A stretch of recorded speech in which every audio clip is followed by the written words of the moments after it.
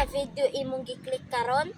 Kay para ni sa mga taong mang-underestimate. Ayaw ninyo i-underestimate ang tao. Kung sa kalisod nga naagian nila wala mo kabalo. Ang kasagaran baya jud sa mang-underestimate, no?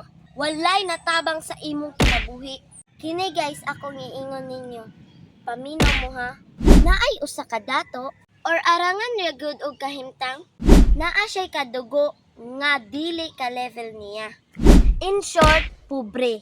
Ang pobre nga iyang kadugo ni ila, niya og parente. Pero kabalo ka unsay istorya sa dato? Ingon siya nga wala sila'y kadugo nga pobre. Kung kamo ang naa sa kahimtang anang sitwasyon na. Sakitan mo diba? So ang pobre nagpasalamat gyapon nga giinato sila. Tungod atong hitabua, mas niisog sila. Naningkamot sila nga malampasan ang ilang kalisod. So ang pobre na kwartahan naman ni ila dayon ang dato nila nga kadugo. Inabitain anang tao no? Usa na kailhon kung pareha na mo nila ka level. Pero kung magpabilin kang pobre no? Dili jud ka ilhon. Maunang kitang mga pobre, dili ta pwedeng muhunong.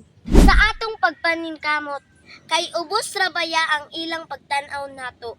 Usahay pud baya ang mga nakalitan rag kaarangan or kakwartahan, maupay ngilad ug batasan. Mauna kamong mga ka-Jabong viewers, ayaw mo pang lockdown ug taong dili kwartahan kay nagtuyok baya ang kalibutan.